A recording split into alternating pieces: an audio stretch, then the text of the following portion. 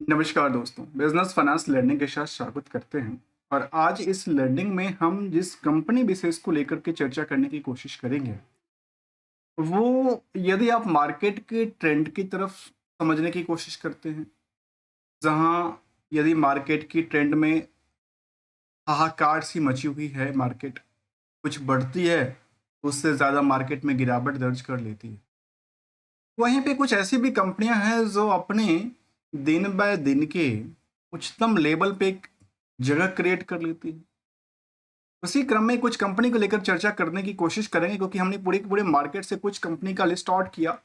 Recently हमने 2-3 company पे study किया है और ये मेरा शायद तीसरा या चौथा कंपनी होगा जहाँ पे स्टडी करने की कोशिश कर रहा हूँ। कंपनी हमने ऐसा चुना है जो कि वाई ओ वाई ग्रोथ हो, चाहे वो क्यू और क्यू का ग्रोथ हो, और स्टॉक की प्राइस आज के समय में भी स्थिरता के साथ साथ, जैसे हमने कहा कि एक ऊपरी लेवल पे आकर के अपनी जगह क्रिएट करना, वो सिचुएशन वाली कंपनी की चर्चा करेंगे। चलिए, इस ऐसी कौन सी कंपनी है जो इस तरह के कारोबार करती है और कारोबार को लेकर के देखा जाए जो ग्रोथ लेवल लगातार दिन ब दिन बनती देखी गई है, उसको क्या क्या जिक्र करता। यदि कंपनी के बारे में देखा जाए, जैसे हमने कहा कि एक कंपनी को लेकर जैसे आप चार्ट लेवल पे देखेंगे, तो पीरियड ऑन पीरियड बेसिस के देखा जाए, तो जहां हम लोग देखा कि मार्केट में पूरब से पश्चिम की हवा, उसमें कोई ऐसी कंपनी जो उत्तर से दक्षिण की तरफ जा रही है, लेकिन उसको पूरब वाली हवा उसको खींच के नहीं ले पा रही है, अपने अंदर समा नहीं पा रही है, उसकी विपरीत चलती देखी गई। और यहाँ पे ऑलमोस्ट मार्केट की पिकअप द पीरियड पे देखने को मिलता है। कंपनी के नाम है रेंगटन्स लिमिटेड की बात हम करने वाले हैं, जो भले ही मार्केट में कई बार हम लोग देखते हैं कि 2-3% गिरावट होती है, कई बार मार्केट चढ़ता है, क्योंकि इससे पहले भी मार्केट बॉटम लिया था, यहाँ भी बॉटम लिया था, यहाँ भी लिया था, यहाँ भी लिया था, काफ़ी समय लेता रहा है। उसमें कोई बड़ी हर बनाने की बात नहीं है, कोई चिंता की बात नहीं होती, क्योंकि मार्केट डेली में कोई ना कोई करे चलेगा तो कभी ना कभी मार्केट गिरेगा। अच्छी बात ये थी कंपनी का, यदि आप कंपेयर करते हैं बड़े दिग्गज कंपनी, चाहे अदानी इंटरप्राइजेज हों, एजिस लॉजिस्टिक्स हों, विशाल मेगा मार्ट, जो कि स्किनर बेस की बात कहती है, उसके हिसाब से आज भी वैल्यूएशन के दृष्टिकोण से सस्ता स्टॉक है। करंट मार्केट के जोन भी सस्ता है फ्रॉम द बुक वैल्यू से। चाहे इंटरेंसिक वैल्यू से देखें तो आज के टाइम में ये अंडर वैल्यूड की स्टॉक वाली है।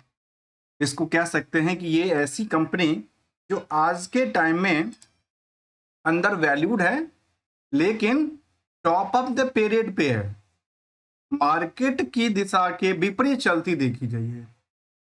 इसके अलावा यदि कंपनी के बारे में देखते हैं, तो वो ये भी कहती है कि बाकी यदि आप इनकी क्वार्टर ऑन क्वार्टर डेटा को देखते हैं, वाई वाई डेटा को देखते हैं, तो वहाँ पे 13% से लेकर के 17% तक की सेल्स से लेकर के प्रॉफिट में रिस्पेक्टिवली ग्रोथ लेवल दर्ज करती है फ्रॉम द वाई वाई। तो वहीं पे क्यू और क्यू में करीब करीब 7% से लेकर करीब 42% तक की रैली क्रिएट करती है।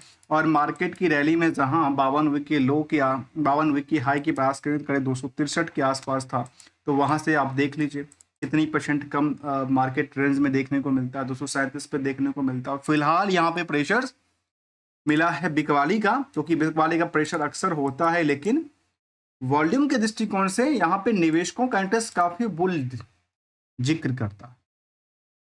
यदि कंपनी की बात करें, तो यदि हम R O E R O सी की आंकड़ा को देखें तो 16 से लेकर 19% के बीच में, इंडस्ट्रियल के पी के बेसिस पे देखा जाए तो आज भी काफ़ी अंडर वेटेज की बात कहती है। 18,500 करोड़ की मार्केट कैप है, 237 रुपये के स्टॉक की प्राइस, और नेट इनकम मार्जिन में कंपनी काफ़ी कम कमाती है, 1% कमाती है। प्रमोटर के पास 1 रुपये का भी होल्डिंग नहीं है, जो कि जो थोड़ा सा डिमेरिट बात कहते हैं, लेकिन 18,000 करोड़ की मार्केट कैप में मैनुपुलेशन करना थोड़ा सा क्या है, थोड़ा सा बड़ा रिस्क फैक्टर बन जाती है। कंपनी में देखा जाए तो कंपनी में डिविडेंड का ट्रैक रिकॉर्ड यदि आप देखते हैं रेगुलर बेसिस पे, तो कंपनी साल दर साल आपको डिविडेंड भी देती रही है रेगुलर इनकम के तौर पे। इसके अलावा यदि कंपनी के कुछ और पार्ट को देखने की कोशिश करें, जहां सर्विस सेक्टर की बात करें, तो कंपनी हो टेक्नोलॉजी सर्विस हो, लॉजिस्टिक सर्विसेज हो, बिजनेस प्रोसेस हो, जहाँ पे बीपीओ की सर्विस कहते हैं हम लोग, फाइनेंशियल सर्विस हो, इसमें डील करती है। इसके अलावा यदि सोल्यूशन की बात करें तो कंपनी के पास चाहे हाइब्रिड इंफ्रा हो, हाइब्रिड इंटरप्राइजेज हो, डिजिटल ट्रांसफॉर्मेशन हो, या सिक्योरिटी इन हाइब्रिड को लेकर जिक्र करती है। इसमें कंपनी का कामकाज रहा है। अलग अलग सेक्टर से जुड़ी है।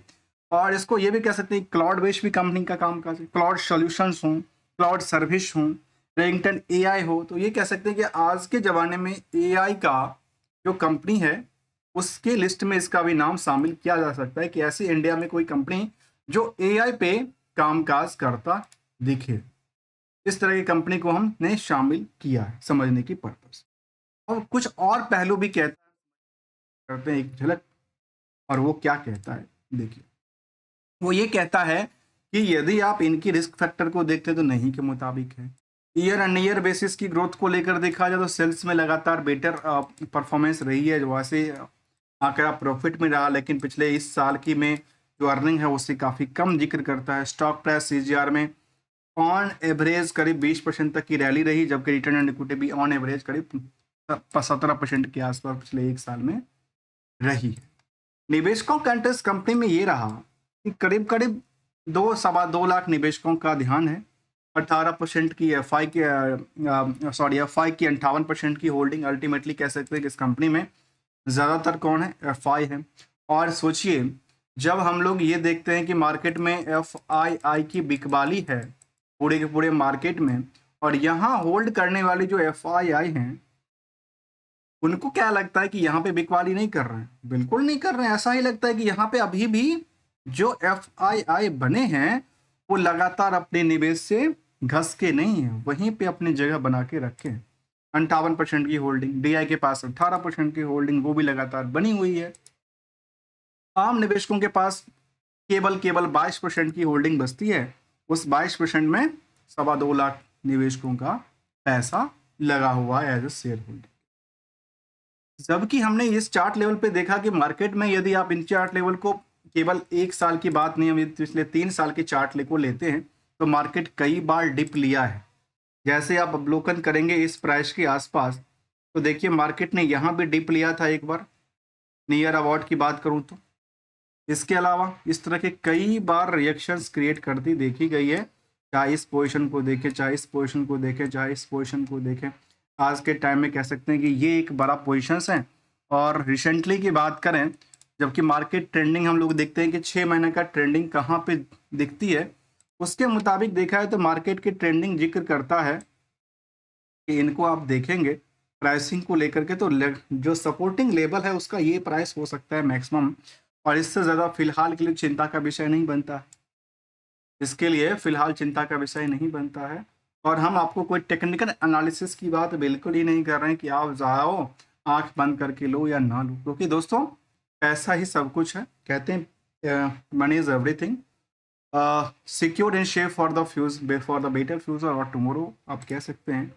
और कंपैरिजन विद द, यदि इनको इंडस्ट्रियल के पॉइंट ऑफ व्यू से भी कंपेयर करते हैं इस कंपनी को, तो सेंसेक्स के पॉइंट ऑफ व्यू से देखिए, जहाँ सेंसेक्स में पिछले कुछ दिनों से डिमांड लगातार घटती नजर आई थी, वहाँ पे आज भी इस कंपनी में चाहे एक सप्ताह की बात करें या पूरे हिस्टोरिकल चेन की बात करें, बेटर बेटर बेटर रिवार्ड की तरफ इशारा देती है, क्योंकि कंपनी में रिस्क फैक्टर नहीं था।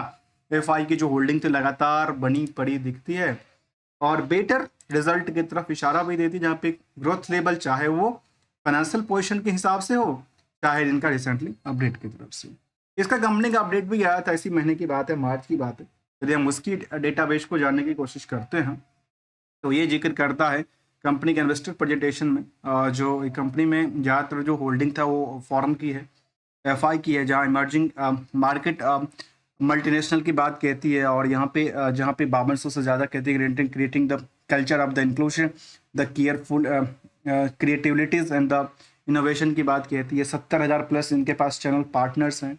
174 वेयर हाउस की बात कहती है। 450 ब्रांड्स हैं। सेल्स ऑफिस करीब 69 और 16 ऐसे हैं जहाँ पे ऑन सर्विस सेंटर है, पार्टनर सर्विस भी है। कंपनी का कामकाज चाहे जिसमें कि जो इन्होंने कहा कि चाहे बीपीयू सर्विस हो, चाहे एआई पे हो, या आजकल जो टॉप ब्रांड की बात कहते हैं जहाँ पे एसर्स, AWS, इसके अलावा एशर्स, ब्रदर्स, काफ़ी सारी कंपनी की जिक्र करते हैं जहाँ पे ब्रांड कोलैबोरेशन की बात कहती है।